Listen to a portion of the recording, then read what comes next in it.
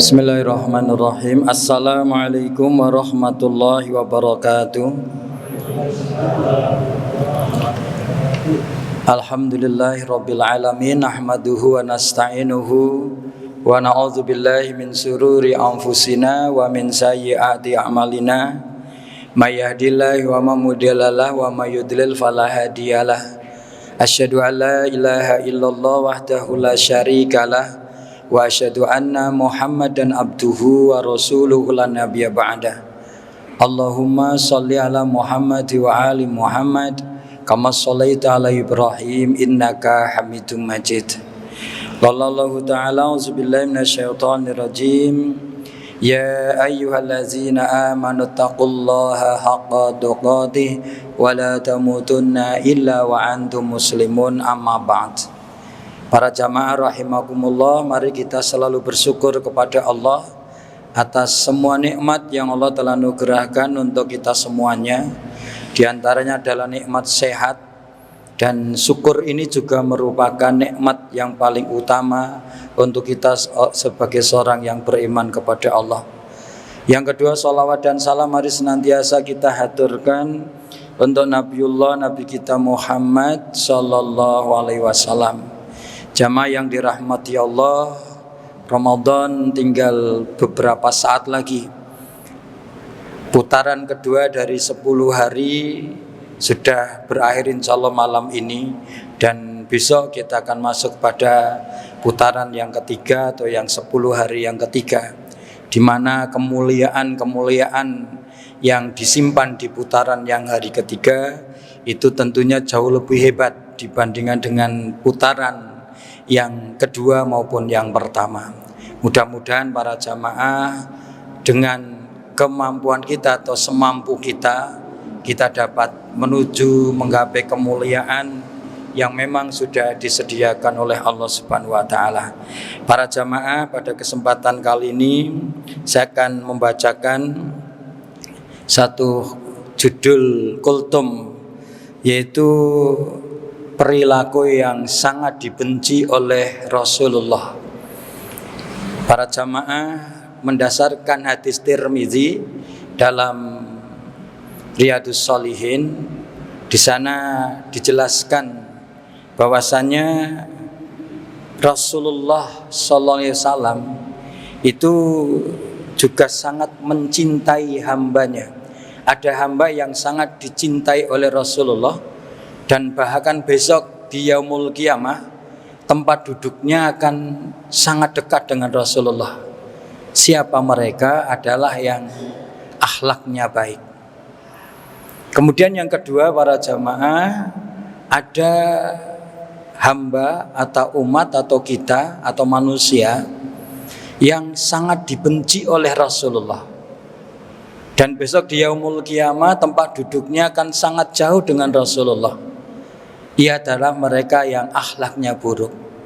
Para jamaah, akhlak merupakan pondasi untuk membangun hubungan antara manusia dengan manusia, sehingga hubungan manusia dengan manusia itu akan menjadi baik, menjadi harmonis.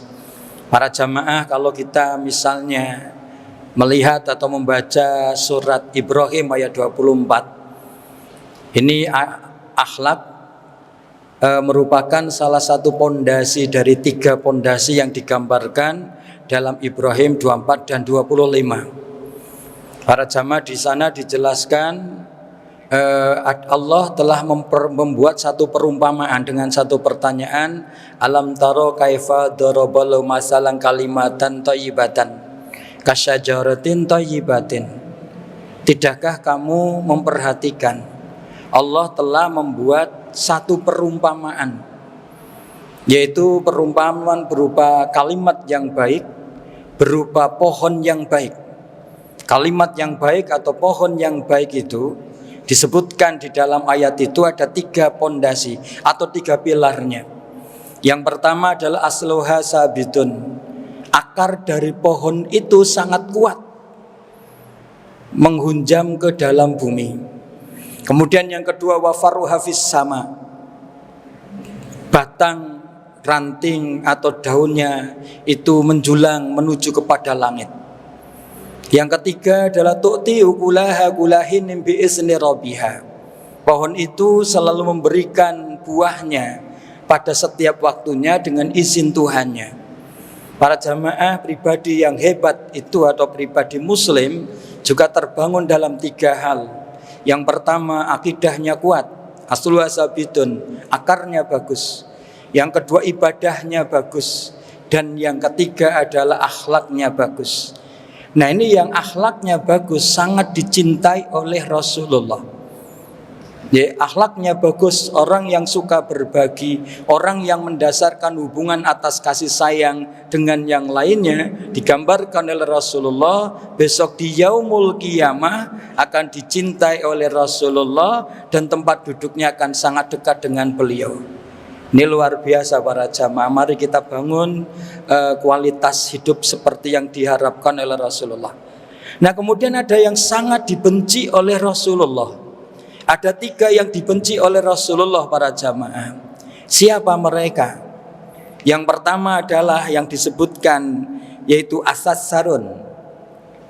Siapa as-sassarun itu para jamaah? Mereka adalah yang banyak ngomong, terlalu banyak ngomong, terlalu banyak membual, omongan-omongan yang tidak ada benarnya, omongan yang tujuannya untuk menipu, mungkin tujuannya juga untuk mendapatkan keuntungan untuk pribadinya. Ini adalah asas sarun. Padahal Al-Quran sudah memberitakan kepada kita bahwasannya berkatalah dengan perkataan yang benar. Wa qulu qaulan syadida, berkatalah dengan perkataan benar.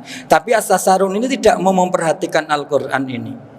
Atau mungkin kalau membaca Al-Quran yang dibaca ya cuma teksnya saja, tidak mau masuk ke dalamnya, tidak mau masuk kepada terjemahnya, tidak mau masuk untuk memahaminya, tidak mau bertanya kepada orang yang ahli dalam bidang itu kalau memang tidak tahu, sehingga bagaimana dia akan mengamalkan.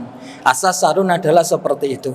Padahal juga para jamaah yang dirahmati Allah, juga di Quran disebutkan kabura maktan indallahi an taqulu ma la taf'alun. Besar sekali dosanya orang yang suka berkata tapi ia tidak melaksanakan apa yang dikatakannya itu. Asas sarun tidak memperhatikan ini. Juga hadis Rasulullah yang sudah sangat populer, yang dijelaskan dalam hadisnya, dalam hadis yang sangat terkenal adalah man kana yu'minu billahi wal yaumil akhir falyaqul khairan aw liyasmut. Barang siapa yang beriman kepada Allah dan hari akhir, maka berkatalah yang benar atau diam. As-Sassarun tidak mau seperti ini. Dia akan banyak membual, dia akan banyak mengirim apa macam-macam. Dia tidak akan memperhatikan orang yang diajak bicara. Yang penting dirinya beruntung atau menguntungkan untuk dirinya. Orang lain mau rugi apa tidak terserah. Ini adalah yang pertama para jamaah yang sangat dibenci oleh Rasulullah. Terlalu banyak bicara, tapi tidak ada nyata, tidak ada kebenaran. Kemudian yang kedua para jamaah yang dirahmati Allah Subhanahu wa taala, disebutkan di dalam hadis ini adalah al-mutafaihikun. Siapa al-mutafaihikun itu para jamaah yang dirahmati Allah? Itu adalah orang-orang yang selalu menyombongkan dirinya, membesarkan dirinya, membanggakan dirinya, layaknya iblis. Mengapa para jamaah? Karena memang yang pertama kali memakai pakaian kesombongan yang dilarang oleh Allah Subhanahu wa taala adalah iblis. Yaitu ketika iblis diperintahkan oleh Allah untuk sujud kepada Adam, paling tidak dia mengatakan aba wastakbar, enggan, dan dia sombong.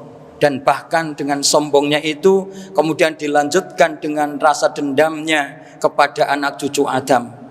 Ini para jamaah yang dirahmati Allah Subhanahu wa taala. Kemudian kesombongan yang kedua karena kekuasaan. Misalnya kita lihat di dalam Al-Qur'an itu adalah Fir'aun laknatullah.